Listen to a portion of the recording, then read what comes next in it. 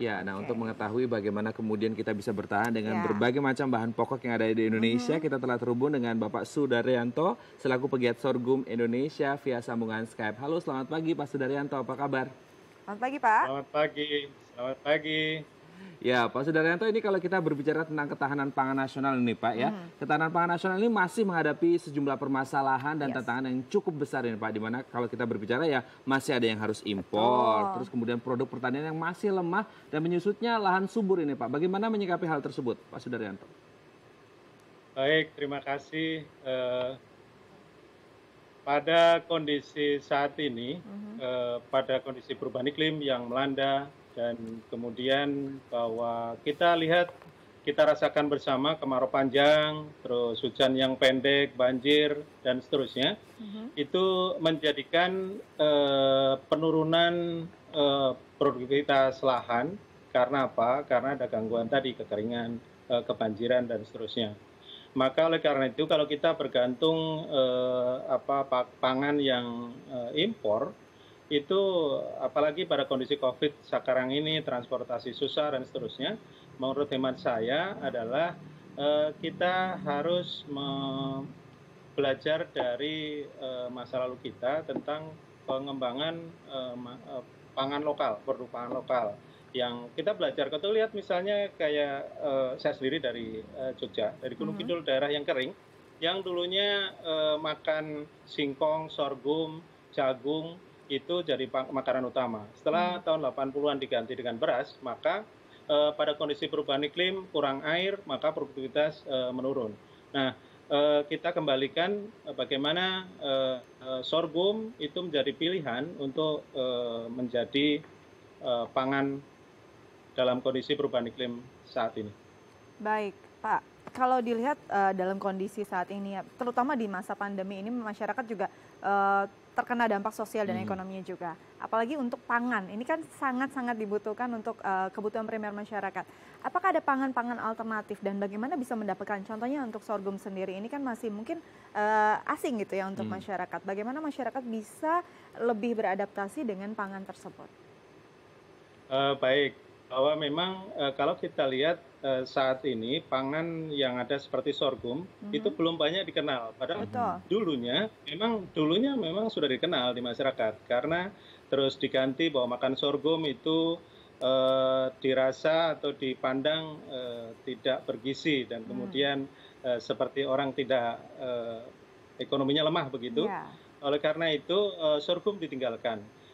Padahal gaya hidup masyarakat sekarang itu banyak konsumsi tepung, dan dengan gaya hidup konsumsi tepung itu, maka kebanyakan penyakit yang muncul ada diabetes. Kemudian kalau anak-anak kebanyakan makan tepung tanpa protein, maka hasilnya adalah gizi buruk dan seterusnya.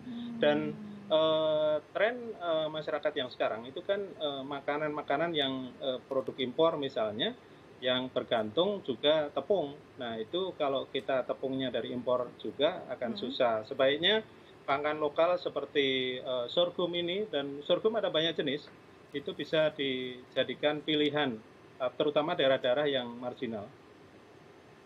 Oke, Pak Sudaryanto, ini kalau kita lihat kan memang tadi disebutkan makanan pokok kita sekarang bisa menyebabkan beberapa penyakit, katakanlah dari tepung-tepungan yang bisa mengakibatkan diabetes seperti itu. Tapi kalau kita berbicara tentang sorghum, Pak Sudaryanto, ini kan kandungan proteinnya lebih tinggi ya daripada beras, betul tidak itu Pak? Ya, betul. Iya, betul. Nah, jadi, dengan potensi kandungan protein yang lebih tinggi daripada beras, apakah sudah dimaksimalkan baik dari teman-teman komunitas pegiat sorghum di Indonesia dan juga pemerintah untuk menjadikan ini sebagai alternatif makanan pokok di Indonesia?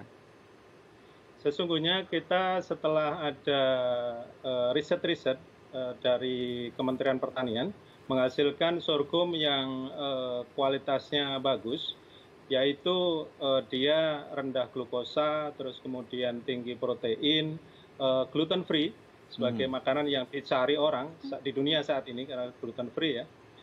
Itu sorghum sudah mulai diminati kembali, apalagi batangnya yang mengandung gula rendah glukosa itu akan sangat potensial untuk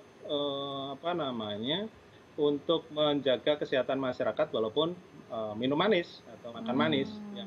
ikut disukai masyarakat. Kira-kira begitu yang diharapkan dari sorghum ini, dan masyarakat sudah mulai menanam di berbagai provinsi di Indonesia. Oke, jadi ternyata kandungannya luar biasa ya, bahwa ini tidak hanya bisa mencukupi kebutuhan harian kita, tapi juga bisa mencukupi kebutuhan kesehatan kita harian juga. Pak, kalau kita lihat tadi kan sudah banyak juga masyarakat di berbagai wilayah yang menanam sorghum. Di wilayah mana sih yang memang banyak dan kaya akan sorghum? Dan bagaimana masyarakat di wilayah lain yang mungkin langka untuk mendapatkan bahan pangan tersebut bisa mendapatkan sorghum dengan mudah? Yang pertama bahwa kami jelaskan bahwa sorghum ini adalah tanaman sempat seperti padi, jagung dan seterusnya. Dan dia butuh cahaya matahari yang mungkin 9 jam lah kira-kira atau lebih di sepanjang hari, di siang hari.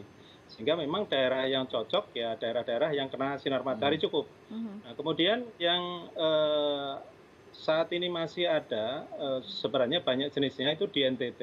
Di NTT banyak, kita lihat daerah kering, terus kemudian cahaya matahari tinggi, daerahnya tandus. Sorghum tahan hidup di kondisi kualitas tanah yang kurang mineral, pun cukup bagus. Dari kebutuhan akan pupuk itu sedikit, kebutuhan akan air sedikit, lebih hemat. Sehingga daerah-daerah inilah yang cocok seperti NTT, NTB, terus kemudian Sulawesi Tenggara, Gorontalo, Sulawesi Selatan di bagian selatan, Jawa bagian selatan, Bali sebagian, daerah-daerah kering lah, pokoknya daerah-daerah kering yang kurang hujan itu cocok. Dan ini sangat baik harapannya itu untuk menyambung. Kalau misalnya hanya tanam jagung bisa 1 kali atau 2 kali, sedangkan sorghum bisa bisa panen sampai 3 kali dengan menanam 1 kali, maka pada saat musim kering dia masih tumbuh tunas atau namanya ratun, itu dia bisa panen kembali pada musim kering. Nah ini keunggulan sorghum yang sangat diharapkan ke depan mengantisipasi musim kemarau panjang ke depan. Oke, Pak Sudaryanto, ini kalau kita berbicara tentang toko beras banyak sekali ada di lapangan seperti itu. Tapi kalau kita berbicara tentang stok sorghum ini sendiri, apakah ketika dilempar ke pasaran diminati oleh masyarakat? Nah, ada permasalahan lain yang saat ini dihadapi, bahwa masyarakat belum begitu mengenal bahwa sorghum ini menjadi makanan bekal saat ini di dunia dan di Indonesia. Sorghum sendiri itu dipasarkan pada niche market, market premium, yang harganya mungkin kalau buat masyarakat tidak terjangkau saat ini. Ada bentuknya, ada kecap, ada tepung sorghum yang siap untuk bikin kue, terus kemudian beras sorghum untuk nasi, dan lain-lain. Ini masyarakat belum begitu mengenal. Yang mengenal adalah penggemar-penggemar makanan sehat, yang tentu niche market itu. Nah, harapannya kalau ke depan itu bisa dikembangkan, kemudian BUMDes didorong untuk menjadi bagian dari distribusi sorghum, maka pelatihan-pelatihan untuk mengolah sorghum menjadi makanan sehat sudah mulai berkembang sesungguhnya. Tinggal bagaimana kebijakan selanjutnya itu distribusi, terus kemudian menjelaskan bahwa sorghum itu makanan yang sehat dan mahal.